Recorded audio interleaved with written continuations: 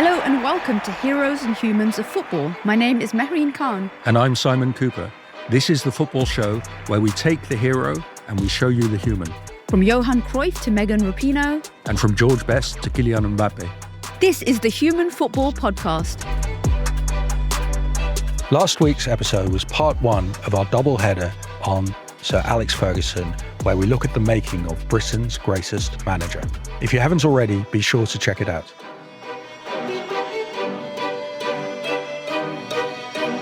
Welcome to Heroes and Humans for part two on our treatment of Sir Alex Ferguson. In part one of our double header, we heard how Sir Alex was made in the Glaswegian district of Govan. He grew up amid violence, socialism, and managed to hone his anger into a fantastically successful management tool. He conquered Scottish football at Aberdeen and then came to Manchester United, the club that he's most synonymous with. But for the first 3 years at United, he failed. He arrived at a club full of drinkers with little ambition, and he struggled to turn it around. At the start of 1990, United hadn't won a league in over 20 years and were living in the shadow of their local rivals, Liverpool. Plenty of fans wanted him sacked, but he managed to stick it out with an improbable FA Cup victory in 1990. And from then on, Alex Ferguson turns United into the dominant team in English football, and he becomes the winningest manager in the history of club football. How do you lead a massive club with huge success for 27 years? Something that nobody else in football has done and very few leaders in any other spheres have done. In this episode, we're going to go through Ferguson's decades of incredible success at Manchester United. We'll try and explain how it happened, and we're going to ask, are there transferable leadership lessons from Ferguson to other fields, other leaders, or have Harvard Business School and business people just kidded themselves that there are? Is there a Ferguson school of leadership, or is there just a total one-off that is Alex Ferguson? Our Scottish AI assistant, Naraki, who does perfect Scottish accents, and we've put her on female setting, will be returning in this episode for a cameo, so listen out for that. Simon, take us through some of the stats in his most successful period at United. The real glory years are 1993 through 2013 when he leaves. In those 2 decades, they win 13 Premier League titles and 2 Champions Leagues. When he retires, age 71 in 2013, he had won 38 major trophies with United. And in his whole career as a manager, he won 49 trophies, a record for now, although we are predicting that Pep Guardiola will catch him up in the next couple of years. Simon, let's talk about how he manages to turn the club around. And in the folklore of Ferguson, and definitely in the folklore of Manchester United, 1992 is the year. It's the tipping point. What changes in 92? Well, it's partly there's a transformative Frenchman we'll come to in a moment. And then also in 1992, the club's youth team win the Youth FA Cup. The team that beat Crystal Palace in the FA Youth Cup final included David Beckham, Ryan Giggs, Nicky Butt and Gary Neville. In the next year's Youth Cup final, which they lose to Leeds, Paul Scholes and Phil Neville play. So add it all together and this great generation of kids are being handed to Ferguson for free. Well, not quite for free, because he may have also had a role in making sure that they got to the Manchester United Academy. So these are the fruits of his own labour that are flourishing in these. Yes, he very much decided this club that has pretty much no scouting system when he arrived, I think had 2 people doing the whole of Greater Manchester, is going to have informants everywhere. I mean, he loves informants, and a lot of them are local school teachers who call him up and say, I've got this kid who looks interesting. This is the United tradition. I think around 1930, not that exact date, but around then, they start setting up this youth system. When Busby becomes manager in 1945, he builds it up and it becomes the Busby Babes, who are then, many of them killed in the Munich plane crash. And then they rebuild. Youth has always been part of the Manchester United idea, much more than at other clubs. And Ferguson knows everything about the club, so he taps into that. So within a period of 6 years, he arrives in 1986. And by 1992, some of the most promising young footballers in England are in Manchester United's academy, and they will be blooded in the first team, as we'll go on to hear. But before we get to the kids, let's go back to the Frenchman. Certain Eric Cantona. How does he end up as Fergie's superstar? We're going to go into Eric Cantona's story in exquisite depth in an episode that we're preparing on him. Cantona had left France in his 20s under a massive cloud. He'd played for 6 clubs. He'd annoyed everyone. He briefly retired from football after walking up to every member of the French league's disciplinary committee, repeating the same word, idiot in French, and then walking out of the room. His psychoanalyst told him to move to England, and he ended up at Leeds. Ferguson manages to buy him for a derisory £1,000,000 or so. When Ferguson's assistant, Brian Kidd, hears the price that Ferguson has paid, Kidd says, has he lost a leg or something? How are we getting this incredible guy for £1,000,000? He's hyper-professional. He plays between the lines. So he gives United a playing style that hadn't really occurred to Ferguson. It's really when Cantona walks into the team that the team acquires this shape. But he's got something that we mentioned in episode 1, which Fergie doesn't like, which is baggage. And his baggage is bad baggage. It's petulance. It's arrogance, of course, which is kind of just the sort of thing that a lot of English people think about French people anyway. It's this ability to sort of he's uncontrollable. He can't be managed. Yeah, he's a very difficult guy, but he's also a hyperachiever. That's the strange thing about Cantona. Okay. He stays on after training. He looks after his body. He does stretching exercises, all these things that the new kids in the United dressing room, people like Beckham and Giggs, are being exposed to. This is very new in English football, this guy who wants to be 100%. So after training, he'll go to Ferguson and say, can you give me a couple of teenage kids because I want to train trapping and I need people to help me. And so people see, right, he really sets the bar very, very high for himself. This is not like the United of Ron Atkinson, not like the United of the 80s. And Fergie's skill is to hone in on that overachievement and that sense of ambition and cope with the baggage, or at least ignore it to some degree. Well, he realises Cantona is the absolutely crucial figure. I mean, the football cliche missing piece in the jigsaw in this case is correct. How do I keep this very difficult man on board? Essentially, I support him whatever happens. So I support him if he karate kicks a fan in the face. I will always be there with him because I know that on the field and in training, this guy is hyper-professional and an example to all these new kids. And what role does he actually play on the pitch? Like, how do we pin him down? What does Eric Cantona do that other people can't do? He plays not as a centre forward, but just behind, what we would now call a false nine, really. And so he's able to lure the two centre-backs, the kind of very traditional 4-4-2 of that time, out of position. He can see space. He links up for passing moves. So he helps turn United into a passing team that can find space. And you have Giggs with his incredible pace, speeding into the gaps. You have Beckham, doesn't have incredible pace, but going up and down one wing endlessly.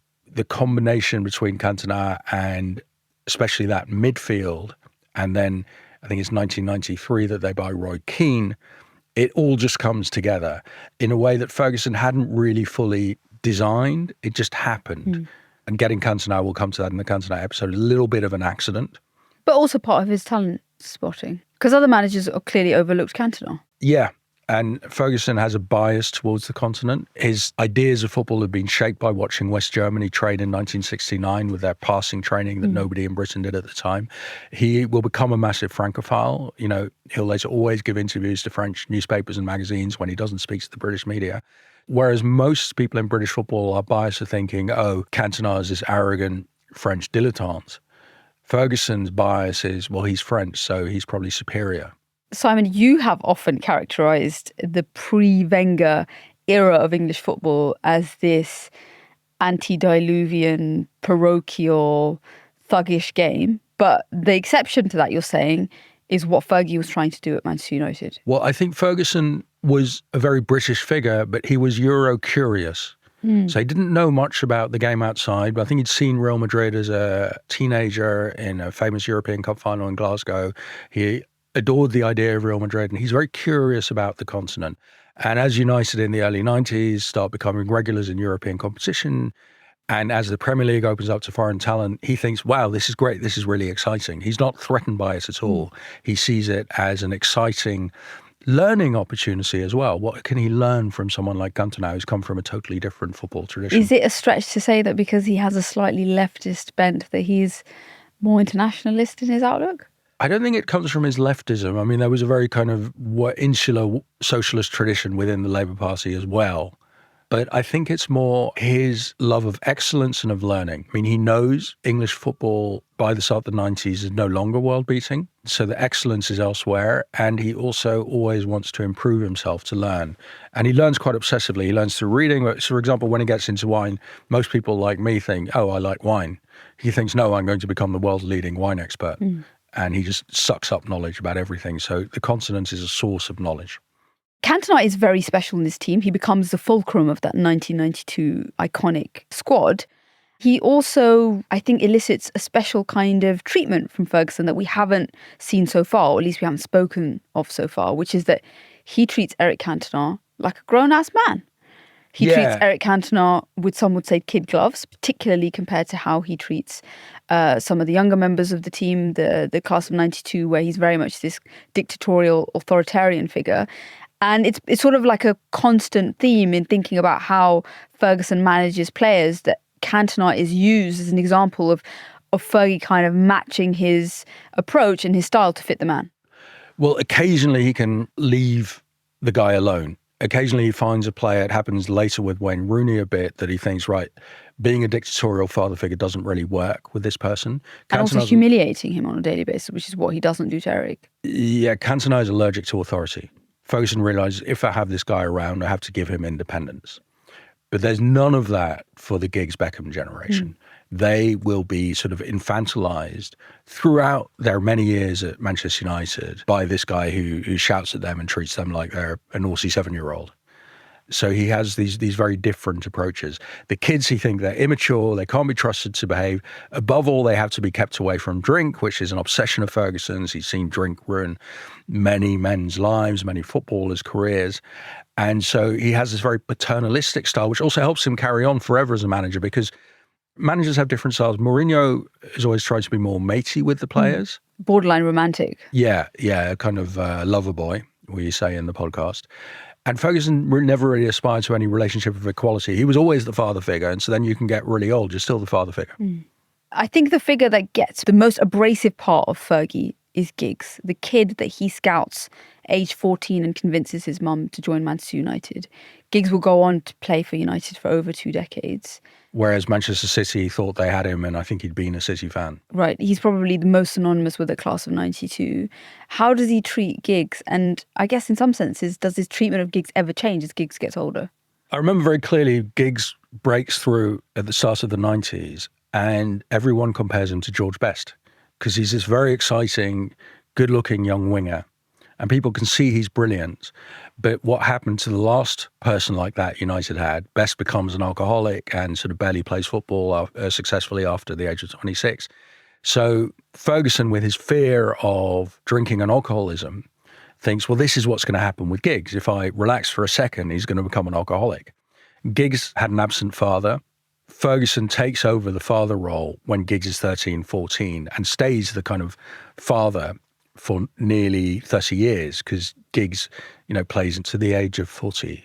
All these guys stick around. The class of 92, they become the frame of the side that will win the treble in 1999. So it's like a family. It's stable in place for a very long time. These players never seem to quite gain the independence that you're supposed to gain in adulthood from your parents. They always seem somewhat infantilized by Ferguson, not Gary Neville, who is a kind of trade union rep who will go in and argue with Ferguson on behalf of other players. Beckham, eventually kind of encouraged by his wife, seems to break away. But Giggs and Scholes, Phil Neville, Nicky Butt, it's hard to see much development there. They never even seemed to really want a voice. You didn't hear them saying much that was intelligent or independent. They were being screamed at in the changing room by this father figure bloke, and it still seemed to motivate them. But Giggs is an important figure, I think, mainly because he gets that side of Fergie for the longest.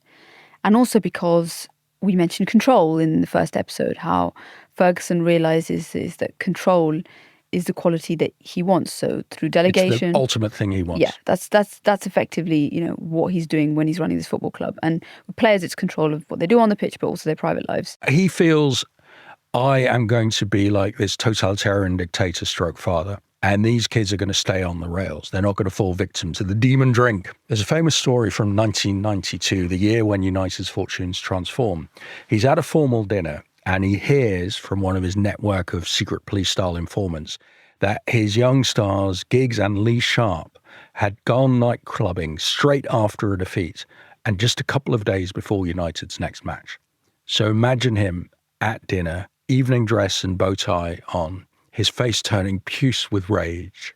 He strides out, still wearing his dinner jacket, races to Lee Sharp's house, where he finds a party in full swing featuring Giggs, Sharp, and 3 United apprentices and a bunch of local girl/women. Ferguson kicks out all the guests. He cuffs each one over the head as they file out. Again, Human Resources Department alert. Then he addresses the players, he's kept them there by their numbers. So he calls Sharp 5 and Giggs is 11.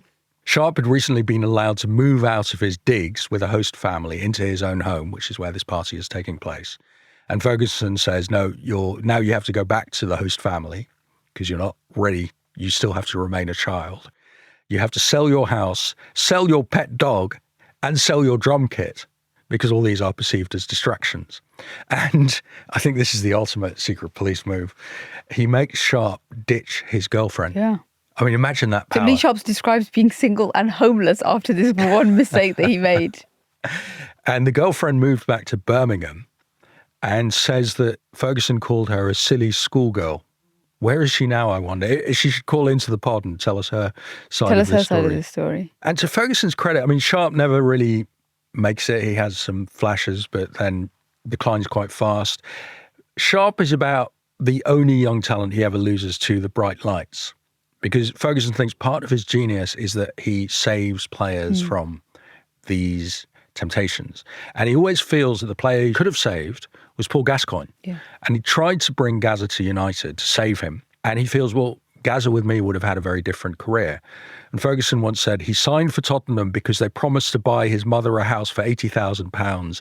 Dear me. Well, I was thinking about what we spoke about in episode 1, which is the idea of control and how Fergie, even in a failing club, quickly develops dominion over all parts of that institution. And maybe the dark side of what that does to the players. So Ryan Giggs, from the age of 14 to the age of 40, has Alex Ferguson policing his life. But actually, Ryan Giggs doesn't fall foul to the George Best syndrome of alcoholism and a shortened career. He has an incredibly long and successful career. But his private life is incredibly sordid. He is a womanizer. Most, I guess, infamously was having a long-standing affair with the partner of his brother. All of the very sordid details about how he treated his partner and various women in his life have subsequently come out post-retirement. And it makes me wonder that these guys who were living these incredibly militarized lives where they were watched at all times by Ferguson, were they potentially forced into this subterfuge and this darkness and these secrets where they were behaving very badly, but doing it in a sphere of their life where they actually, well, in Giggs' case, only really got caught later on in his career. None of this came out in his 20s. Well, I would say a lot of footballers at other clubs misbehave. That's true. So that's not on Ferguson. I would say that since Ferguson knew everything, he probably knew a lot about Giggs' private life. And chose to ignore it. I think he felt, Giggs on the field and in training was a very professional player for 20 years. Yep. And he thought, I'm not too worried about it. Yeah, because Giggs as a player attracted absolutely none of that tabloid frenzy which Beckham would do and Rooney would do too. Well, Beckham was hyper-professional and also very clean living. Yeah.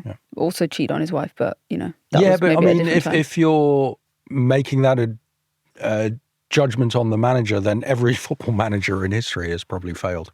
No, I guess what I'm trying to say is not that, they cheated because of Fergie. No, but I think the sense in which they broke out and were non-conformist in a way. So the details about, how Giggs, the very sordid ways in which he was having affairs with these women, when you compare and contrast to the image of Giggs as a player, it's so night and day. That's why that sort of really sticks in people's craw. Well, I think also the journalists who covered United every day probably knew some of this, but Ferguson was so brutal in excising them from any access that they were not allowed to write about it. This, again, is where the analogy between Ferguson and the East German authoritarian spying state comes in. He controlled the media. He literally did control the media. Well, yeah, because if you're a journalist and your whole life is, I mean, I saw those people. I went up because to of Manchester access United press conferences a couple of times. So these guys, there would be about 200 people at the Manchester United press conference, maybe 3 times a week. And Ferguson would glower at them, and he knew who each one of them was and what he wrote. And of course, if you write, well, there are suspicions about Ryan Giggs' private life, you will never be given anything by United ever again. So your career is essentially over. So even at the height of the tabloid's power, which is something we spoke about in Sven-Göran Eriksson's episode, and we'll talk about again with Beckham later, you think he managed to keep all of this under wraps enough? Very largely, yeah. I mean, with Beckham's case, it was Victoria who told, and her people who gave the stories to the papers, because pop stars are always looking for attention, whereas footballers are mostly trying to avoid attention, especially at Manchester United. I mean, the difference between Eriksson and Ferguson is Eriksson just ignored the tabloid stories, whereas Ferguson obsessively punished journalists who wrote negative stuff about United. It's very New Labour of him. Maybe he learned that from Alistair Campbell. Well, I think he taught it to New Labour, because we'll come to this. Alistair Campbell, who is was New Labour's sort of media Svengali figure, was a huge, and is still a huge admirer of Alex Ferguson. They talk on the phone all the time. On the field, the class of 92 and Cantona come together to beautiful effect. Add on Roy Keane, who comes from Forest in 1993, who becomes United captain. He's another obsessive. He combines various of these qualities. Like Cantona and Ferguson, he believes in the daily hunt for excellence. Like Cantona and Ferguson, he has a massive temper on him. Like United players of old, he's a big drinker, and he will continue to drink heavily throughout his time at United, which makes Ferguson unhappy, but Ferguson somehow lives with it. Wow, so he gives him that grace. Yeah, because it doesn't seem to affect Keane's performance. Keane doesn't affect the other players in that way. And Keane sets the tone in the changing room. Fergie, like Guardiola, believes you don't go into the changing room as a manager. It's the player's zone. And Keane every day is transmitting Ferguson's anger, his work ethic, his perfectionism. The class of 92 are also workaholic perfectionists. So no misbehavior is tolerated. No egomania is tolerated. Every training session is done at 100%. So it's not so much that Ferguson is motivating people. He's just created this atmosphere with Keane, with Cantona, where it's just taken for granted that every day at the club you will give your all, which was not at all the case under Ron Atkinson. And there's internal competition, because if you're not good enough, you just get replaced by the other guy who's waiting to take your spot. You'll also be kicked out of the club. So Ferguson talks about United a lot as a bus. Every day the bus leaves. Every day you have to get on the bus. And if you don't get on the bus fast enough, well, somebody else will take your place on the bus. There's a lot of other people who want to be on this bus. And the bus also captures the kind of everyday unglamorous nature of it. Every day, the bus the kind of does its journey. Yeah. So it's about being a professional every day. And he's always telling his players about the bus. And so they live in fear of falling off the bus, or they come to the bus stop late and the bus has already left. So Ferguson's a tyrant. I mean, he sets a tone of absolute commitment, of no drinking, of total obedience, but he knows when he can't have it. So he knows he's not going to get temperance, abstinence from alcohol from Roy Keane. He knows he's not going to get total obedience from Cantona. These guys are performing. They have a Fergusonian work ethic, so he lets it go. He knows when to step back and understand the moments when he can't have control, even though every day he goes in seeking control. So we've spoken about the ingredients, which is the changing of the guard. The players are better now. So how does it all come together in that 1992-1993 season? Well, we haven't mentioned very good players who they bring in, like Peter Schmeichel or Dennis Irwin, but the core of the team is this group of boys who've grown up together, the Nevilles, Beckham, Giggs, Scholes. And that helps encourage this sort of working class community feel that Ferguson is always after. He's trying to replicate the feel of the Govan shipyards, where all these men come from the same neighborhood and feel part of a community. And so his United team from that point, they become like this kind of working class Manchester family where everyone happens to be a multimillionaire. Every week, he's really raising the bar of quality. This is what you have to do to be a Manchester United player. So if you take someone like Gary Neville, not the most skilled right back in the world, but every year he becomes better because that's what you had to do just to hang on at United. In 1993, finally, they win the league after a 26-year wait. They hadn't won it since 1967. And from that point on, they go into every match expecting to win. And by the mid-90s, he owns United. He's unsackable. And that means he can do something that pretty much no other manager can do. He can run the club planning long term because he knows the board can never get rid of me. In fact, the board can't even tell me what to do. The board might have wanted the manager just to be a functionary, as is the norm. But nobody at United could tell Ferguson anymore what to do. This guy created this great club. He was the club. He'd won stuff that managers for 25 years hadn't won. He was bigger than any player as well. And that gave him what he had always sought, which is total control, which is what every dictator wants. So Fergie's unsackable, but he loves sacking everyone else, and he does it at a regular basis. So I guess renewal would be the kind way to put how he deals with his squad. He's very quick to get rid of top players. So in the 80s, he got rid of United icons Paul McGrath and Norman Whiteside. And then when he gets the class of 92, he thinks, right, we'll do a lot of purging and disappearances. He has this great team, but he sells in 95 Mark Hughes, Andrei Kanchelskis and Paul Ince. These are guys at the peak of their careers, peak of their popularity. They've just won the double in 94. But, the Beckham Scholes generation have made them redundant. And so at the start of the 95-96 season, he's purged the old guys. He comes in with this new team, Scholes, Butt, the Nevilles, Giggs, Beckham. All these guys play in, I think the first game is a 3-1 loss at Villa Park, which is when Alan Hansen on the BBC famously says, you'll win nothing with kids. Ouch. But they do win something with kids. They win the league. He also gave him a lot of money. Yeah, but not enough. So he was furious when he found that George Graham at Arsenal was earning double his salary. And he was obsessive about that. He knew what everybody earned, what every manager earned, and he was obsessed with money. But his weakness in negotiating is United's board knew, well, he's never going to leave United anyway, so we can always lowball him in salary talks. You have to have a point where you're willing to walk away, and he just wasn't. I mean, it's like walking away from your own life. So they didn't feel pressure to raise his pay. But he was always looking for ways to make more money, and partly for pride and partly just he liked money. In October 1999, he just won the treble. He's at the richest club in the world at that point. And they gave him a testimonial. I mean, you're probably too young to remember what testimonials are. Don't you give it to people when they retire? You bring the legends back and you have a game, friendly game.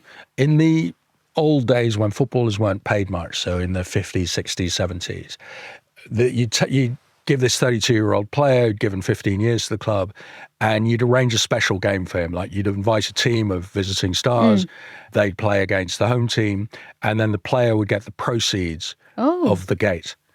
Oh, I didn't know that at all. That's not how it happens now. Because I guess they're too well paid. It doesn't need to happen now because they don't need us anymore. So it's basically a whip round. Yeah, it's a whip round, and the fans, 50,000 people pay to watch the players, retirement match, or it's his last season. They did it in cricket too. There'd often be other events, like the player would speak at all the local amateur clubs and would get paid up for after dinner speeches. So your testimonial year in the days when footballers didn't know much was your one big payout, would be given a good, loyal servants of the club. But Ferguson in 1999, I mean, he's a multi-millionaire, but he still takes a testimonial. And I think they bring in this team of all-stars to play against United. Simply Red, who are United fans, the band, they staged a concert to raise money for Sir Alex Ferguson. That's bizarre. Yeah. It's like Live Aid for Sir Alex. Yeah. But is this the junior trade union rep, that we saw on the shop floor back in Govan? So he has many influences, partly because he lives so long, he lives through so many different phases. So the trade union rep in Govan is one phase of his, but also now in the 90s, he's in hyper-rich new football. Yeah. And that's an influence on him. And everyone else, all his colleagues appear to live in that world. And now he's also starting to be adopted by the rich and powerful in Britain who go and start asking him for management advice. So he sees people like Sir Richard Greenbury, who ran Marks and Spencer's, who would take him for lunch and say, who told him not to get rid of Eric after the drop kick. He calls him up and says, told him not to get rid of Eric. Calls him up and says you've got to keep him. Yeah. So if you're having lunch with Richard Greenbury a lot, you start to think, well, I should be paid like Richard Greenbury. So Ferguson is starting to mix with the elite as well. And you get people like, Jim O'Neill, the Goldman banker who gets close to Ferguson. And so he's just becoming a champagne socialist, like the new Labour set of yeah, but he still really believes you can be a champagne socialist. Yeah. You can be a champagne socialist and really believe in socialism. He's Peter Mandelson. He's incredibly comfortable with people being super rich. Well, especially himself. What was Mandelson's phrase? That was it. We're exceedingly comfortable with people becoming filthy rich. Filthy rich, yeah. Yeah. Ferguson wants to be filthy rich. And at this point, also New Labour, who exemplify that attitude of we want to help people at the bottom. And I would argue New Labour do help Britons at the bottom in a big way. I mean, it was the best time in British history to be in the sort of bottom 20% of society. But they also want to become filthy rich themselves, and people like his mates, particularly Alistair Campbell, but he also has a relationship with Tony Blair. They also end up becoming filthy rich. And Ferguson becomes part of their power structures. So there's this one point when United have decided to not play the FA Cup because they I think need to play the World Club Cup in Brazil. You know, there's this massive kind of moral outrage against them. And the Minister for Sport, Labour's Minister for Sport, Kate Hoey, who is the person in politics I've met who most closely meets the description complete idiot. Really? Even after having met the last current few cabinets? Well, I haven't met many. I've met many people in politics, so there may be people who are bigger idiots than Kate Hoey. She wouldn't be in my top 5 list, to be honest. She wouldn't be. No, but I think I have more day-to-day exposure with her. Yeah, you have more exposure to politicians. Have you dealt with Kate Hoey? No, she'd been long gone by the time I was even... Well, she had this late flowering as a Brexiteer. Yeah. So Hoey offends him in a meeting, and Ferguson picks up his mobile phone and calls Tony Blair, the Prime Minister, on his direct line to complain about this insubordinate Minister of Sport. And Blair sees Ferguson's number come up and takes the call instantly, as he always did. You know, there's probably no football manager ever who's had that kind of access to Downing Street. But that would have taught Kate Hoey a lesson. Yeah, don't mess with Sir Alex. Don't mess with Sir Alex, no. So having a direct line to the Prime Minister was useful for Fergie, but it was also useful for Tony Blair, who talks about the fact that when he was faced with some interesting personnel issues... Always involving his Chancellor, Minister of Finance, Gordon Brown. And nemesis Gordon Brown, who was constantly vying for his job, that Blair would call up Fergie for his advice. And I guess the most famous story where the nemesis is unnamed, but I think it doesn't take a genius to work out that it's Gordon Brown. Blair calls up Ferguson and says, look, what do you do when you've got a very, very senior member of your management staff? You can't get rid of them. They want your job. But even if you fire them, you still have to see them every day. So this is kind of very oblique reference to like a problem he has with his number 2, Gordon Brown, who wants his job. And Ferguson's pretty straight up. And Ferguson claims he doesn't know who the person in question is. I wonder if he knew if it was a fellow Scotsman, he wouldn't have given this advice. But Ferguson's advice is sack him. Just get rid of him. Get rid of him. If he's threatening your power, if he's threatening your authority, fire him on the spot. Gordon Brown was not got rid of, became an ill-fated Prime Minister. This relationship with politicians, with financiers, with CEOs is very much kind of what Ferguson becomes in that peak era. He's sort of a sage who people in other sectors call up for advice. And the one that he speaks about the most was just after his retirement, which is when Ferguson gets a call from Paul McGinley, who's the captain of Europe for the Ryder Cup. And he says, look, just come in, G us up. And Ferguson has an interesting strategy. So his job is to go in and talk to Rory McIlroy and to give them all a sense of, why the historic duty they have to win the Ryder Cup. But actually what Fergie does is he goes to the caddies. The first people he speaks to are the caddies. And McGinley tells a story of hearing the caddies in the room with Ferguson and just hearing kind of, roaring laughter and how he charmed them all over. It's an incredibly triumphant Ryder Cup win. And as we'll talk about a bit later on, everyone in elite spaces wants a bit of the Fergie magic. They all want to know how he does it. And actually, in many points of his life, he's generous enough to share it around. Yeah, but it's very hard to copy the Fergie magic in your own sphere of life unless you happen to be a dictator in a full-on autocracy, because that's how Ferguson works.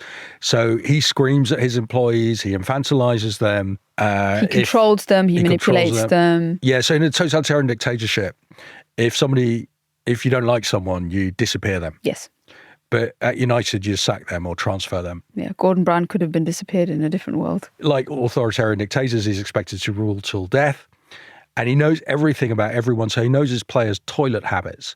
So if a player is spending more time in the toilet than usual, he knows that for each of his 22 players. That's because they're hiding from him in the bath, as we spoke about in episode But then 1. there's something up, right? If somebody's hiding from you in the toilet, you got to go and investigate. Yeah, because Darren Fletcher has ulcerative colitis, which is this debilitatingly painful condition that he has. Darren Fletcher's really scared to tell Fergie because can't come to some training. He has to take some time out. And Fergie shows this incredible empathy for his illness. Darren Fletcher talks about how, he really realised the true value of the man. So he shows many of his faces to his players in different sorts of circumstances. Cristiano Ronaldo does the same when his father is ill in London and Cristiano doesn't want to train. And Fergie was like, you know what, it's your dad, missed the match, missed training, go. That's not what you would have thought Fergie would respond. But he does show these flashes of deep human empathy. And he has great compassion. empathy. He's very much a people person. Yeah. So you have this great team, and its peak moment is in Barcelona, May 1999. Were you there? I'm watching in a pub in London, and United are losing 1-0, famously. To Bayern Munich. Bayern Munich. Teddy Sheringham 6 hours leg at a corner. Goal goes in. It's 1-1. Incredible. And at that point, the whole pub I'm in erupts. And it's obviously going to be extra time. Because you're in London, so everyone supports Manchester United. Yeah, it's all London Reds fans, yeah. And I think, well, I'll go to the bathroom now because in a moment there's going to be 4,000 people in the toilets. So I nip to the bathroom and I come back. United have won the bloody match because Solskjaer then scored in the next minute. You missed it? Yeah. Oh. Solskjaer then, I think he tears his ligaments or something celebrating, and he's never the same player again. It's an incredible moment. I remember seeing it as a young kid because the Champions League finals were in the middle of the week. They were on a Wednesday. Yeah. They've only recently moved in the last couple of years to Saturday, which is primetime television. And growing up watching the UEFA Cup and Champions League, it was all great, but there were never any English teams that even got near it. And watching that United team do it was iconic. You can't say it was iconic. It was iconic. No, but you got to say it was undying, or it will stay with me until I die. Yeah, they're not my team. It was the happiest memory but of my life. But you can't say iconic because it's a massive cliche. The other English team that would go on to win it 6 years later were Liverpool also in ridiculous circumstances in Istanbul against Milan. Winning in injury time, hyper dramatic. It sounds unexpected, but in fact, we should have known it was totally predictable because this is when United won football matches under Ferguson. In fact, that period of the game was famously known as Fergie time. Fergie time, squeaky bum time. He coined and owned the last 5 to 10 minutes of a game. Almost as soon as you played against Manchester United and it hit the 80th minute, you knew that Manchester United become the most Manchester United version of themselves. And this is not an accident, it's a strategy. And it begins in that 1992-1993 epochal season when Manchester United are playing Sheffield Wednesday and it's 1-1. An unprecedented 7 minutes of added time is added on. So 7 minutes is normal. Short. Now 7 minutes. What, only 7 minutes? Yeah, but usually, 3 minutes was max, as much as you'd ever get. They get 7 minutes, and Steve Bruce goes on to score the winner to make it 2-1. And Fergie then realises that this sugar rush that you get of winning a game right at the end gives you an edge, a psychological edge over your opponents, and also does something to your fan base. So he realizes the joy of that last minute winner is so disproportionate to the effect is that you've just won 3 points, of course. Well, also it terrifies the opponents because they know it's coming. It's like this doom at the end of the movie. So Fergie time is, that image of Fergie like chewing gum at 20 miles an hour and pointing at his watch, right? He's always looking at the clock, pointing at the referee. It's an intimidationary tactic, and he develops it deliberately because he wants referees to know that he's counting every minute, every second, and his players also know that 2 minutes is going to feel like 10 minutes and for the opposition. And it will be 10 minutes, yeah. And the referee also knows if I blow up now, then the whole next week of press conferences is going to be Ferguson accusing me of being a Liverpool fan. So winning a treble is just, it's the biggest thing anyone had ever done in English football. We should explain what it is. Well, treble is you win the Premier League, you win the FA Cup, and you win the Champions League. In that case, I think within about 2 weeks. Do you know Mourinho used to count the Charity Shield and claim that he also won trebles? That's my beautiful. man. That's beautiful. I think Liverpool treble. won the treble, and at United they used to call it the tin treble that Liverpool had won. What was it? All the secondary trophies? All the secondary trophies, yeah. The League Cup, the Intertoto Cup, and the Cup Winners' Cup. I love that phrase, tin treble. Liverpool fans listening, don't write in. So they've won the treble. In the most ridiculous circumstances. In ridiculous circumstances. You're never going to win another treble again. But Ferguson forgets it immediately. He doesn't care about what you won 5 minutes ago. It's all over. And it's now just about, well, next week we're going to win something. And otherwise I'm going to do my nut and throw jock strap. Well, next season, right? Because after the trouble, he doesn't have it next week. But I mean, he keeps moving the United bus forward. So when they next win the Champions League, it's in Moscow in 2008. yeah, the less said about that, the better. Against your Chelsea. I don't want to talk about what happened in the game, but when the triumphant and shell-shocked United players get onto the bus with the big Champions League trophy, Fergie stands up in front of the bus, the literal bus that he's driving, and he berates them. He was like, any of you lot who don't want to be here doing the same thing this time next season, you're gone in the summer. That's the message that he chooses to convey at that particular moment in Moscow. And the players probably think this is normal. This Yeah, they've heard this all before, yeah. Yeah. Well, from early in his career, he had this idea of negative motivation. I am not going to fail here. And probably as he's leaving the stadium in Moscow, he thinks some of these players are going to relax and then we might not win everything next season. And I can't bear it. I can't bear it. I'm getting angry just thinking about it. His kind of perennial fear is that once he's established a group of winners, how does he get them to feel like they're not winners? So he actually hires a sports psychologist around the turn of the decade in the 2000s. And the biggest piece of advice he's gotten is don't treat them like winners, always treat them like they're coming in second place or they're fighting to get out of second place. Well, this is also, I think, why he's suspicious of successful foreign stars who've won a lot. So he admires people like Zinedine Zidane and Rivaldo, but he never ends up buying them. He never ends up buying many foreign stars at their peak. The only two he does get at their real zenith are Juan Sebastian Veron. Disaster. And Fabien Barthez, not total success. No. And Veron, if you listen to our Pep Guardiola episode, happens because Pep rejects Ferguson's offer after he's leaving Barcelona. What could have been... He wanted to sign Pep as a player. That would have been... Can you imagine Pep, Manchester United legend? He doesn't tend to have these sated stars. He relies for 15 years plus on this kind of Scholes, Giggs nexus. And he manages to keep them with the mindset of young players who don't make demands. That's what he's comfortable with. He's also comfortable with bit players who are not the best footballers but have unquestioned loyalty and dedication, like John O'Shea, Quinton Fortune, Darren Fletcher. These guys are allowed to hang around at Old Trafford forever, knowing that they're sort of player number 16 or 18. Yeah, Wes Brown. Yeah, but the stars are more vulnerable because Ferguson's always sniffing for signs of egomania and complacency, and this will crescendo with his ousting of David Beckham, which we'll come to in our David Beckham episode, with him kicking a boot, which ends up on David Beckham's perfect forehead. Beckham is actually a totally dedicated workaholic, but he's just too much of a star. The noise around him, yeah. It's the noise around him. In 2003, he kicks Beckham off the bus, the United bus. He sells him to Real Madrid.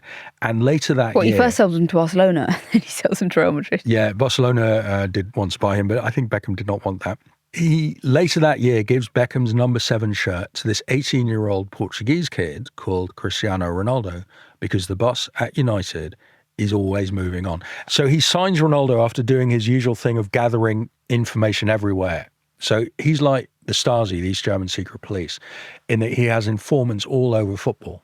He spends his days on the telephone calling ex-players, people who played for him at St Mirren 30 years ago, assistant coaches at other clubs, retired managers, and saying, what have you heard? Anyone you know who's looking good? Or I'm interested in this boy, can you tell me about him? Or Liverpool are interested in a boy, can you tell me about him?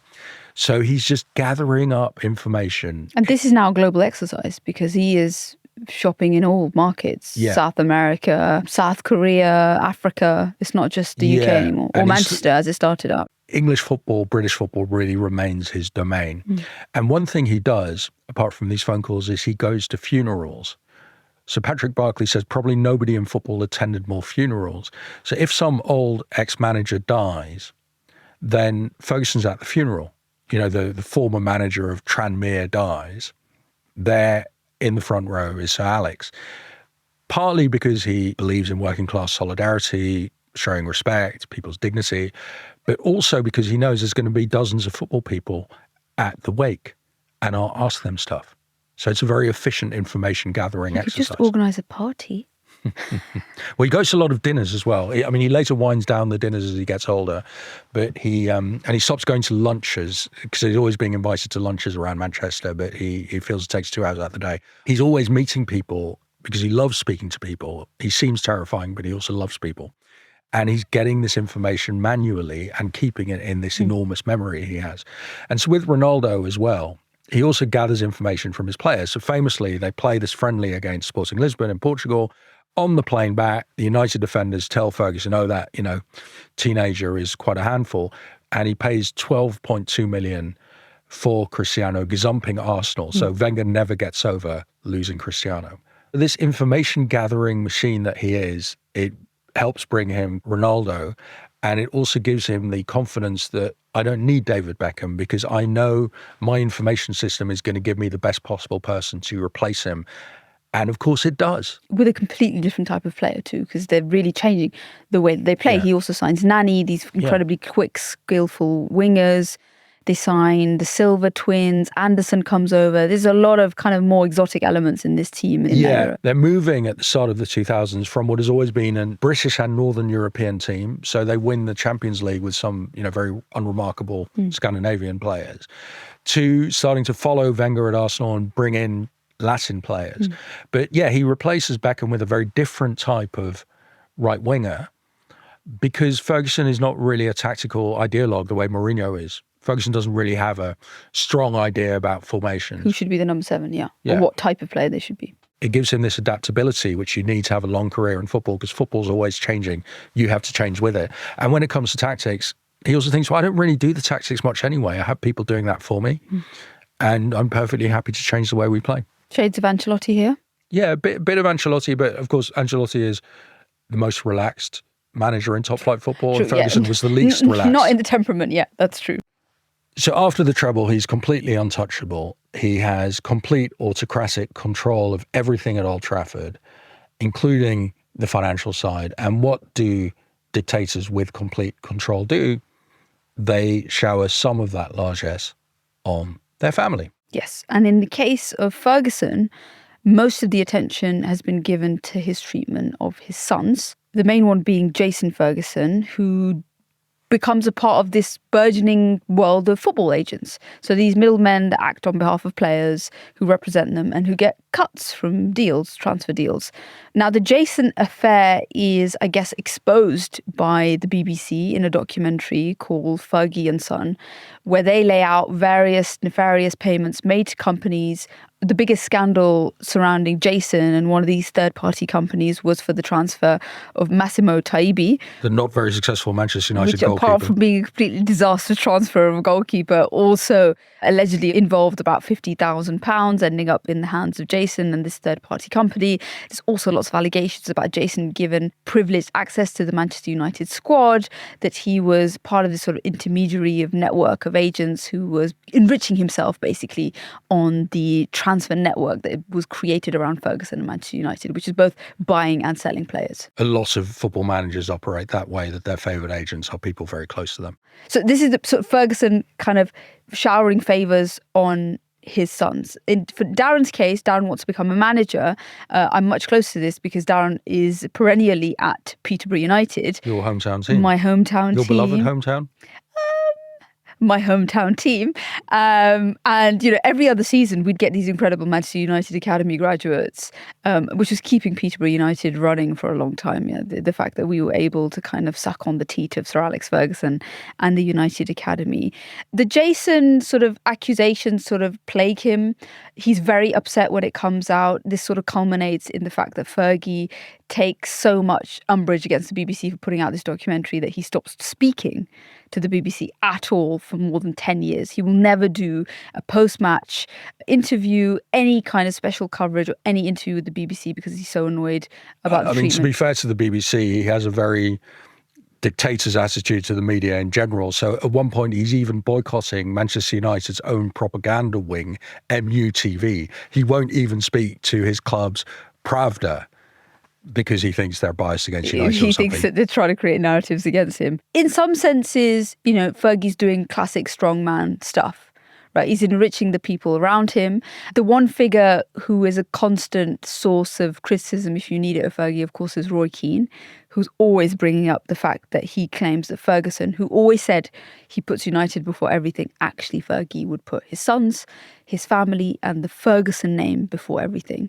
So he's one of the, I guess, the detractors of Ferguson. Well, and it's also very clear in the Glazer case that Ferguson puts the well-being of Alex Ferguson above the well-being of Manchester United. Of course. In not confronting the Glazers. Yes. Roy Keane is booted out of Manchester United when he gives an interview to the in-house Pravda Manchester United TV, and Keane decides that he is going to basically throw all of his teammates under a bus. MUTV decide to air the interview despite the fact that they were asked not to. Keane is then axed from the squad. He's then captain and he's gone. And that is the beginning of this very sour breakup between the two of them, who now still to this day continually exchange barbs in the press at one another. Although in one sense the ousting of Keane is also classic Ferguson with an older player. Keane by that point is getting on in years. Ferguson is totally unsentimental. Don't care what you've done for me, bang, you're out. By the early 2000s, he's renewing the team again. Beckham is out, Ronaldo and these other Latin players are coming in. He's become quite an old man for a football manager. He's approaching 60. We talked in episode 1 about how he saw his mentor, Jock Stein, die on the bench beside him of that heart attack at the Scotland-Wales game in 1985, where Stein is the Scotland manager, Ferguson's his assistant. He has this terror of leaving football in a coffin. And a lot of Scottish working class men of his generation, they were dying in their 50s, even before. And he doesn't want to go out that way. He also has in mind his father's terrible example. His father was a workaholic, shipyard worker, retired in 1978. A week after retiring, the dad was diagnosed with lung cancer. Within a year after retiring, his dad, Martin, had died. And so he lives with this fear of death. He just has a completely different actuarial calendar in his head than most of our listeners will. Most people are now thinking, well, I'll live into my 80s.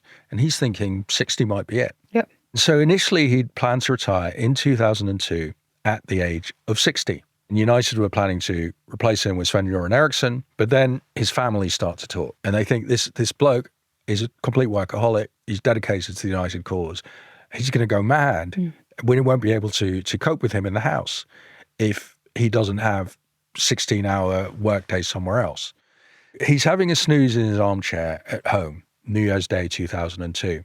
Kathy, his wife, kicks his foot to wake him up. He wakes up, as you do, with a start from the armchair. And their 3 sons are standing behind Kathy. They have a message for him. And here we come to our brilliant AI assistant, Narrakeet, which creates any accent you want because it is going to deliver this message in the appropriate Scottish accent. Kathy and the boys tell him, "We've decided you're not retiring." Clinical. Because they just can't face having that whirlwind energy at home. It's like the opposite of the conversation that Joe Biden had with his family, who told him that he had to stay on as president when it was clear he was very unfit not to. But in this case, family made a great decision. They were completely and utterly right. They knew he wouldn't know what to do with himself. And also the other influence is United's fans wanted him to stay. The fans were terrified of him retiring. And there's a game at Spurs where for 21 minutes, the United away support chants, "Every single one of us loves Alex Ferguson." When he then signs a new contract until 2005, at the next game at Charlton, United's fans sing, "Every single one of us loves Kathy Ferguson." So in 2002 is sort of the height of this incredible rivalry between Wenger and Fergie. Even just in footballing terms, it would be a weird way to bow out because every single season they're trading the league between themselves. It's very, very fierce competition. Yeah, but whereas Ferguson thinks, I might die at 60, obviously everyone understands that Wenger is going to live to be 120 because he only, eats steamed vegetables and steamed fish. Yeah. Yoda. So Ferguson stays, but he changes because he thinks, well, Jock Stein died of stress. He thinks, well, I can't die of stress. I'm going to have to develop interests outside football. So horses, wine, playing piano, learns a bit of French, very, very little bit. His French was really at kind of low primary school level, but he was intensely proud of it. Gets very deep into British politics and he drives to Newmarket the horse racing course, morning after Champions League games to watch the horses train. He also gets into this very long and boring spat with these co-owners of Manchester United about ownership of a horse, which I never fully understood. Well, it becomes very important because it does sort of somehow end up with the Glazers taking over the club. I guess, but it's a little bit... it's a little bit tangential. I think it's part of the mythology, but we're not really sure how real it is. They all end up suing each other and he has to pay out some money, I think. Yeah, it ended up this kind of Dickensian bleak house, endless legal case. We should mention the name of the horse there, which I think the horse was like the Sir Alex Ferguson of its day. Rock of Gibraltar, it was winning everything. But the horse also had to sire other horses, if I recall, and there was the whole point was about how many other horses the horse was allowed to impregnate and who had rights to like the sperm and the kids. Right. It was more like a custody issue about the horse. Okay, listeners who want to go deeper into the Rock of Gibraltar story, you will not get that from Heroes and Humans. Yes, horse racing, it's not our sport, is it? Yeah, it's the most boring thing ever, yeah. So he hangs on in football and he goes on and on. Hangs on is not quite how this works out. No, he remains hyper dominant in football. United still... Takes on Wenger, takes on Mourinho, takes on all newcomers. Yeah. They win that Champions League in 2008. They get to the Champions League finals 2009, 2011. But sees the rise of Manchester City coming up with, cash from Thai billionaires in the Middle East. He remains very much a contender. I mean, the top of football's getting more competitive, but he's there. He's nearing 70 around 2010, and he admits, the older I get, the more frightened I get of retiring. Because he realizes he is going to fall into an immense black hole. He is not somebody who can cope with just kind of, wandering around and playing the odd spot of golf. And so by the end, the start of the 2010s, he's about the last person born in World War II who's still working in football. He's still working 70-hour weeks. He does start to take these afternoon naps. Very wise advice, by the way. My leadership advice to people, take afternoon naps. He starts taking actual holidays. He realizes he can't cope on 4 hours sleep anymore. And he even increases his delegation. So instead of going to watch kids' football matches all the time, he lets other people watch kids' football matches, lets other people tell him who to sign. And he just comes in at the crucial moment when their kids' parents have to be charmed into joining Man United. And as we mentioned in our Bellingham episode, Sir Alex still plays this role as the trump card with the parents after he's retired. That's most obviously the case with Jude, whose parents don't manage to quite get seduced by Sir Alex.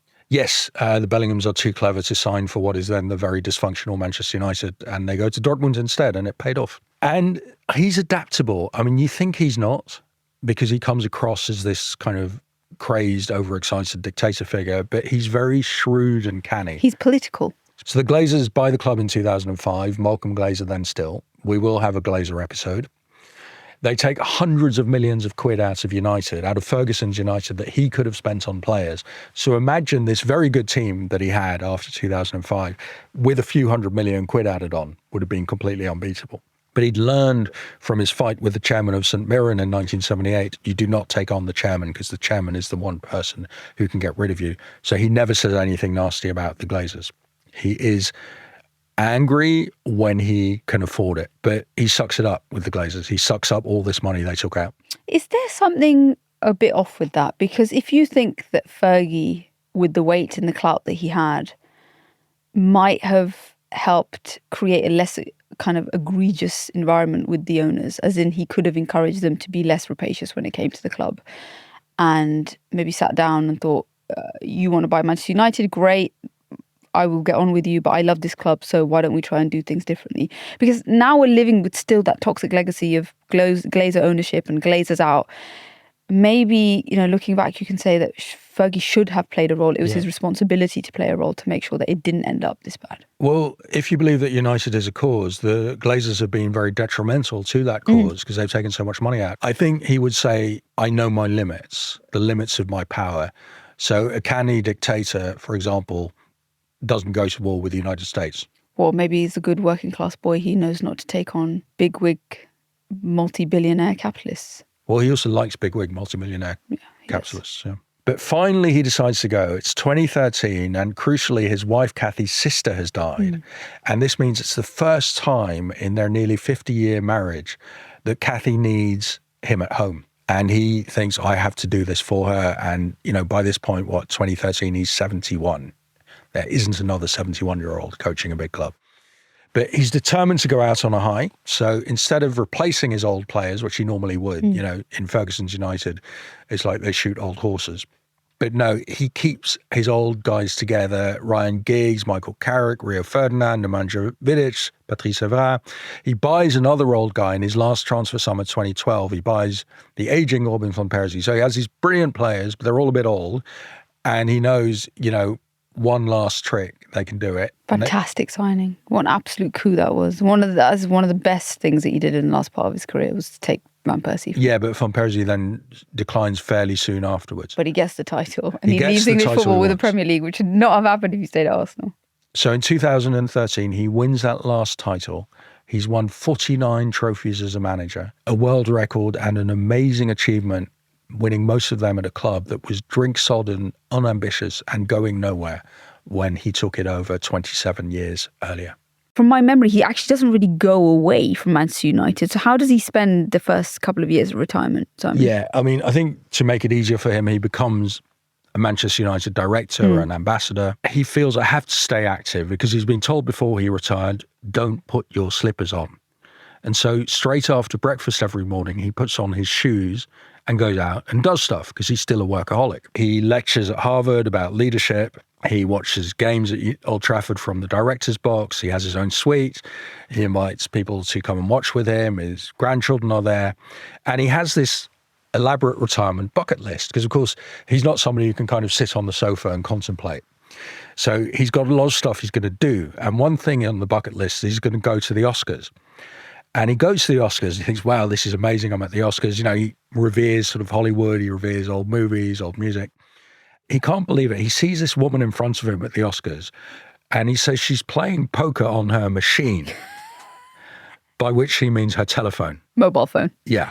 Smartphone. He is not very up on technology, I've been told. Really? Wonder what that feels like, Simon. No, to him, I'm like a tech bro. Yeah, it's true. It's true. To him, he thinks you run Apple. He can't believe this woman is playing poker on her machine at the Oscars. Because for him, it's a lifetime dream to be there. Because she's not watching, clearly. She's probably, won many Oscars herself or whatever. Afterwards, he goes to the Vanity Fair party. He goes to the Kentucky Derby. He goes to the Masters Golf. He's very plugged into Americana. So he's an expert on the JFK assassination. Did you read the LBJ biographies? Was he a fan of that? The Lincoln biography, Team of Rivals. He's read, obviously, thinking, how would Lincoln have run Manchester United? And he has a lot of interesting thoughts about that. No, he loves history. He spends a lot of time reading history books, but also reading books about leaders because, whether it's Julius Caesar or Alex Ferguson or Abe Lincoln, it's all the same things in his mind. But in 2018, he comes very, very close to death. He has a serious brain hemorrhage. He's rushed to hospital. It's an incredibly traumatic time for the family. He tells the story of coming back from the brink of death because when he arrives at the hospital, I think there are at least 4 other patients that day who've suffered similar level of brain hemorrhage. 3 of them die. He's one of the 2 that survive. In some ways, people say that he is already a medical miracle because Sir Alex recovers. It takes him some time. And during that time of recovery, he is petrified of the fact that he might lose his memory. So he's constantly worried that there'll be parts of his brain and parts of his memory that he can't recall. Because his memory is one of his many It is his incredible superpower. Strengths. Yeah, it is his superpower. If for good or for ill. Well, his memory, his people understanding, his temper, his workaholism, all these things are management attributes you very rarely find in a single person. But to think, can you have the people skills he has if you don't have memory? If you don't remember the person's name or you don't remember their kids or when they went to school, or things that you've done for them, Joe right? Biden used to have that. Yeah. He would see people he'd last seen 30 years earlier and he'd remember their whole life story. Right. So memory, I think he sees memory as a kind of fulcrum of all of the other characteristics that have made him successful. And luckily for him, I think there were not obvious signs that he's really lost any of that memory. I've heard him speak since. He sounds very together. He was delighted with his treatment by the National Health Service, the NHS. Obviously, he then holds this auction for them afterwards, raises a huge amount of money, goes back to the hospital, meets all the staff who were involved in saving his life, the porters, the ambulance drivers, because he feels, this is working class community, this is socialism in action. And he's able to just fully, it seems, resume his full life He reads. During COVID, he begins cooking. He says on this Manchester United podcast that I heard, he's obviously forgiven the Manchester United media wing for their sins. On the podcast, they say, so you cook, what's your speciality? He said, I don't really have a speciality. He sort of does everything. He's good at all of it. Yeah. He says he's a good cook. During lockdown, he was at home for 4.5 months. No problem at all. Read a lot. And he just feels very lucky to be alive. Now, last year, this terrible thing happens. His wife, Kathy, died aged 83. So there you are, after probably about a 60-year marriage alone. He still lives in his old suburb of Manchester. He's becoming a little bit of a kind of one of these old men that you see around the streets in your neighborhood that you recognize them, that they don't have anything to do, but they're always going for walks. So you just see them whenever you come out of the shops. He'll go to the post office. He'll go to the local coffee shops. He says people don't really bother an old man, so he's just kind of accepted as a fixture of his neighborhood. He follows football quite closely. He doesn't really have the power I think he would like at Old Trafford, because Matt Busby did. He was a backseat driver for decades, and Ferguson has not quite become that figure. But everyone in football, of course, will take his phone call. Yeah. So, for example, he called up Nigel Pearson when Pearson was managing Leicester, and Leicester were bottom of the Premier League. And he says to Pearson, look, you're looking too relaxed and overconfident in interviews.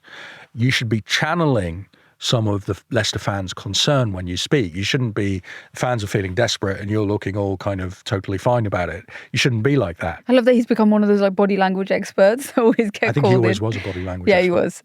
He was. And now he's sharing the pearls of his all of his knowledge. And other managers will call him for advice. What do we think he thinks of Eric Ten Hag? We'll never know, of course. There were images of him sitting on the stands when Liverpool were winning 3-0 at Old Trafford.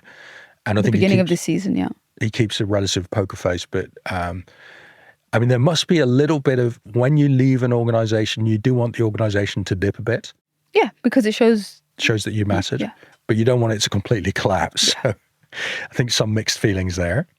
And so he has managed to fill his life completely to the end because he has so many interests and is so driven. He's quite a protein figure, which, as of course we mentioned in episode 1, when you're someone who has seen, he's seen a lot, a century almost, the grand long century of whatever we're living through. And he's absorbed every minute of what he's seen. And stayed very relevant throughout.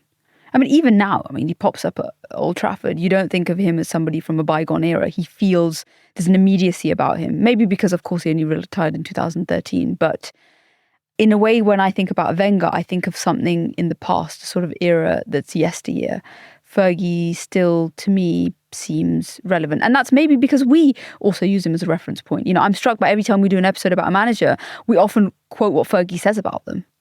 Right? We quote what Fergie thinks about Guardiola, what he said about Mourinho, the relationships he has with these people who are still very much at the centre of football, because it matters. Almost nobody has had that long a career in football, not even Wenger, not even Giroud in France. So if you say Ferguson's professional football career starts about 1960 as a player and ends more than half a century later, 2013, after which he's still going on United's behalf to meet the Bellingham family. That's well over 50 years of obsessive involvement. He's met everybody. There's nobody he doesn't know. There's nothing he hasn't seen in football. And I think maybe, again, to contrast with Wenger, there's no obvious sense of kind of bitterness or antipathy or the fact that he was hard done by or, say the Glazers came in and they booted him out. He adapted to everything. And very few people, I know we mentioned Roy Keane, will really either have the balls or really, really believe that there's anything bad to say about him. Well, I think most people would say there are bad things to say about him. But they don't say them. He's a brutal figure. But why is that not part of this storytelling myth of Well, it's Ferguson? partly because in Britain, once you reach a certain age, if you've been successful... He's like the Queen, basically, isn't he? Yeah, you become a national treasure.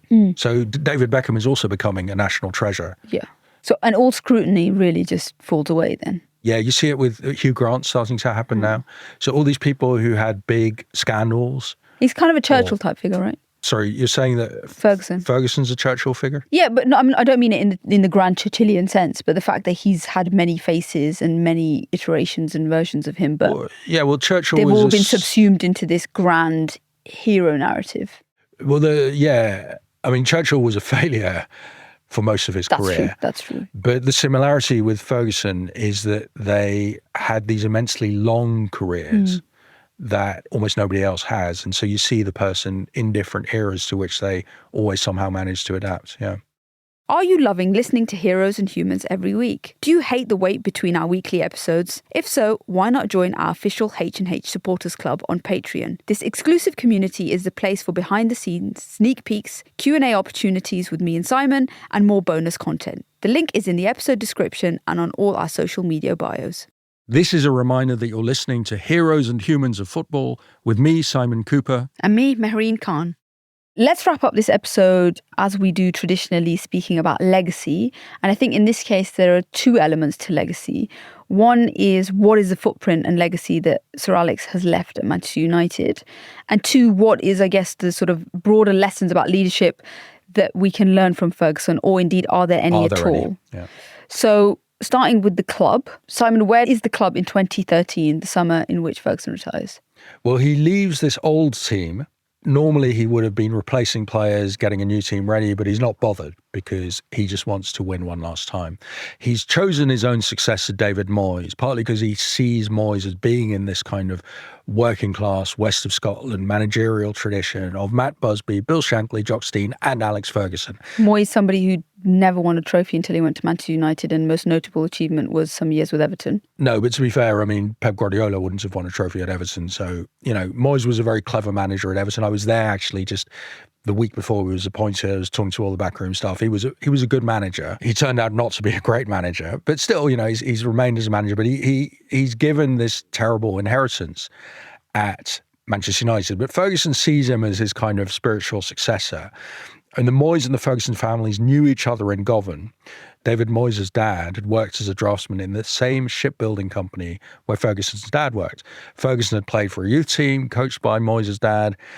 They were all from the Drumchapel Amateurs FC, where Moyes' mother washed the kits and his dad was on the board. So he thinks Moyes is going to be like me. Moyes owns a racehorse, co-owns a racehorse. Moyes is a Labour Party supporter. What people do is they try and appoint themselves, and that's what Ferguson did with Moyes. Do we think he was actually the first choice? And it wasn't someone like Mourinho? I think that Ferguson would have felt that someone like Mourinho would have dismantled, and I think that's right, he would have dismantled a lot of Fergusonism, whereas Ferguson wants someone who carries on Fergusonism. Mourinho claims that he found out before everyone else that Ferguson was going to retire because Sir Alex called him and told him, I'm leaving. At that point, it's clear Mourinho's also leaving Real Madrid. Jose, the most unreliable of all narrators. Yes. I'm not entirely sure. Does indeed say that when he got the call, he said, Sir Alex, I'm hugely flattered, but I've decided that I've got to go back to Chelsea. I'm just putting it out there. Okay. Well, this is what Kelly Conway called alternative facts. So you have an alternative set of facts. I'm just relaying a side of a story from another interlocutor. Right. Ferguson retires, hands on to Moyes, and he says, I'm leaving behind an organisation in the strongest possible shape. The quality of this league-winning squad and the balance of ages within it bodes well for continued success. This is not true, we now know. Everyone at the time thought, well, it's because Moyes is an idiot. But then Louis van Gaal and your mate Mourinho and Ole Gunnar Solskjaer and now Eric Cantona are demonstrating that not everyone. Ralph Ragnick in between. Yeah, I forget, the list is not comprehensive because there are so many ex-Manchester United managers post-Ferguson. Played a caretaker role, There was no legacy at the club. And so why wasn't there? Why couldn't United replace him? And I think this is a story that goes beyond football, which is often in family-owned businesses, which United almost became. It was a one-man run business. They can't replace the big man. It's the same with fascist regimes or any personality-oriented autocracies. When the leader dies, the whole thing falls apart. And what happened now with the Trump movement, if Trump loses or dies, then that will go. We'll just have the old Republican Party. Franco dies, there's not a new Franco successor, Spain goes democratic. The Ferguson regime leaves with Ferguson. And it's the same that happened after Matt Busby left in 1971. They spent another 20 years in the wilderness because Busby probably and Ferguson built these regimes around themselves and around their own personality traits. So Ferguson built a club on his own database of knowledge, which was all in his head, his network of contacts, which were all in his personal phone book. They left with him. So you leave, he was a total manager. As you say, he was doing about 20 people's jobs. And so he couldn't be replaced. And United obviously tried to replace him with multiple people doing multiple roles who then all squabbled with each other.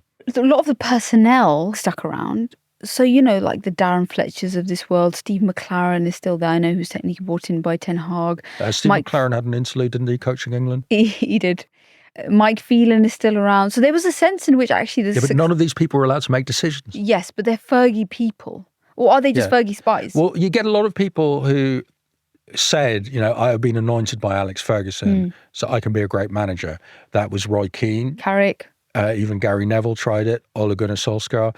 Jaap Stam had an equally ill-fated managerial career. Or even worse than Gary Neville at Valencia, 40 days. Yeah, Stam sort of replicated Valencia Neville experience repeatedly in different places. I think Phil Neville also not, the greatest managerial genius. Yeah, I think he got booted out at Inter Miami, which... So all these guys, they said, I have been touched by Alex Ferguson. Well, I'm not saying in the sense that they would go on to have brilliant managerial careers, but they hung around the club. Yeah. And I'm wondering now, did they hang around to be spies for Sir Alex? Or I don't think so. Okay. I think they hung around because they didn't know how to run a club. They knew how to be a cog within a successful club run by someone else. And when he goes, all the kind of database and knowledge and people skills and man management go with him. So when we said in episode 1 that he created governance structures, actually they were structures that were reliant on him as a man. It was, every structure was personal. Yeah. Every line led up to him. Right. And that's the weakness. Committee. That was the weakness of the institution building that he did. Yeah. Was that, say, for example, Liverpool right now or Manchester City, they've seemed to have genuinely created club structures which are just not reliant on any person, 2 or 3 people, which is why Omar Barada can pick up bags from Manchester City and go and work for Manchester United, which is exactly what he's just done. And why Arne Slot can replace Jurgen Klopp and the organisation seems to work just as well. Whereas United were a personalist regime, and you take the person out of the personalist regime and, it falls apart. So we're going to conclude then quite definitively that there is no positive legacy. Just on the ex-players who try to become coaches and fail, Ferguson's ex-players failed, but everyone who was touched by Pep really did become a successful manager. So Pep really not everyone, but he really did create a management school. He has ex-players and assistants like Xabi Alonso, Mikel Arteta, Eric Ten Hag, Enzo Maresca. Vincent Kompany. Yeah. Thiago Motta. I mean, this is bloody endless. Yeah. There's so many of them.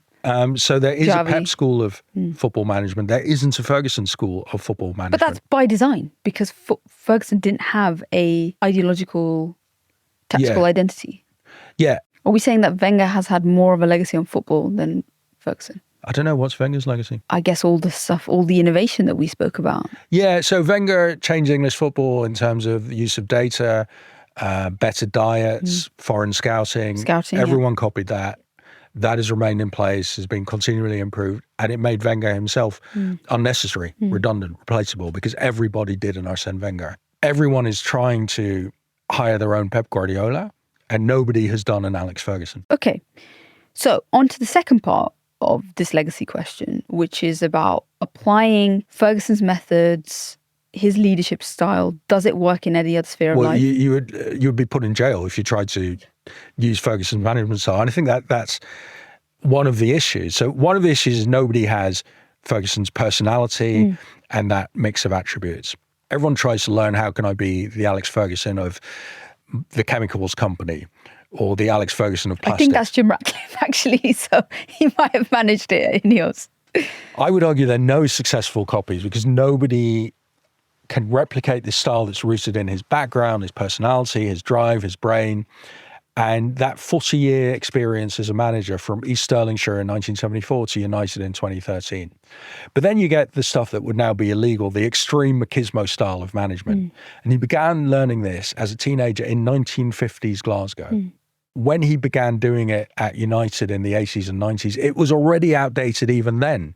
If you were going around punching fellow employees or throwing Coke bottles at them, nobody else was doing that. And HR would have you out the door now in 10 seconds. It wouldn't be legal today to be Fergie. So you're saying if you take away this part of Fergie, you can't take it away because it's just too integral to how he ran his ship, the fear. But factor. It's impossible to do now. So Gary Neville has said, regretfully, he said, I don't think you can have that spirit of the 80s, 90s in a modern environment. And United, might be dumb enough to try and again this kind of fantasy of somebody touched by Fergie as manager. They might be dumb enough to appoint Ruud van Nistelrooy as head coach. I mean, I think Van Nistelrooy is a clever guy, but there's zero evidence from his career to date that he's a great football manager. But they might do that. Oh, he played for Ferguson, so yeah. It's interesting when you see, there are clips of Fergie doing the Harvard Business School teaching. And so when he arrives, there's this massive Venn diagram of an organization with all these spokes coming off. And all he does is he takes his little rubber cloth and he wipes it all off. And he says, you don't need any of this stuff. You just need basically chairman, manager, and there's like 2 spokes coming off, right? So he boils it down to the essentials. And well, in a way, was true for him. It wouldn't be true and if in you a way, say all the Harvard Business School kids are like, oh my God, wow. Yeah. But the truth is that they can't take that organogram, which consists of 2 spokes, into whatever organization they're going into. They just can't. Their corporate life, their financial industry, whatever. It doesn't work. And I think there's obviously a nostalgia that is now attached to the likes of a Ferguson. The fact that his career ended in success, unlike most politicians where it ends in failure, or even Wenger where it ended in failure. He has the unique novelty of going out on a high. I think that also has created this rose-tinted sense of his career. I don't know. Even if they hadn't won the title in 2013. No, but if it'd gone really bad and toxic, like how it ended under Solskjaer, or whether Man City was so dominant at that point that it was already clear that Fergie left United on a declining scale. It wasn't clear when he left that what was going to happen. Or if he'd had several bad years at the end like Wenger, then we would remember him differently. Yeah, exactly. But it's not just winning that one title in 2013. I mean, the man has this unmatched success. We don't quite understand how he did it, but you have to say he will live in the history of English football pretty much forever. And the problem is that you can't be like him. No. Let's quickly just do politics. So that's the other sphere in which people want his magic dust thrown all over them. Ferguson is still a supporter of the Labour Party. I think he has described his affection for Sir Keir Starmer. But I think generally in politics, the cycles have changed, that we went from a technocratic era, which is probably now being associated with like the height of New Labour potentially. And now we've moved, the pendulum has swung into like these strongman, dictatorial figures, often illiberal. Yeah, the Fergusons. Whereas football hasn't had that pendulum swing. If anything, I think football has gone from dictatorial figures to being super technocratic, and run by groups. There's no potential way that that's coming back. So the total manager is not coming back. So we're not going to evolve again into a total manager. Not that I can see. If anything, it's just becoming more managerial, more bureaucratic, and more technocratic. So I think in that kind of world, where our politicians now seem to resemble Ferguson more than our managers. No, it's not the politicians are becoming like Ferguson. I don't think that's true in democracies like the UK. I think more and more countries are being run on a kind of fantasy version of the way Ferguson ran Manchester United, saying, I am a strong man, I am brilliant, I am essentially like Sir Alex Ferguson, and I will make the right decisions for this country. That's Xi Jinping in China, that's Putin in Russia, that's Modi in India, and that sort of model has an appeal. Trump is offering that. He's sort of saying, I can be the Alex Ferguson of the United States. But it has an appeal because voters want that for they're attracted, they're seduced by that total sense of power. I mean, actually, it's just I think it's empirically true. More people in my generation or born after the 1990s are less attached to democracy than they've ever been before. Right, yeah. So it very rarely works as a way to run a country. Lee Kuan Yew, the Singaporean Alex Ferguson, who took Singapore from a kind of state of failure and poverty. I think he's an enlightened autocrat. Yeah, enlightened autocrat. So Lee Kuan Yew takes over Singapore when it's a poor and corrupt country. It looks a lot like Manchester United in 1986, and he turns it into this massively successful sort of Manchester United circa 2008 operation. But mostly the Fergusons in politics do not succeed. I'm not saying that the Singapore is replicable, but I think there's something in which football leaders, managers basically, seem more and more technocratic and less and less. They've been cut down to size. Yeah. So you're now the coach. We don't even really use the word manager as much in England.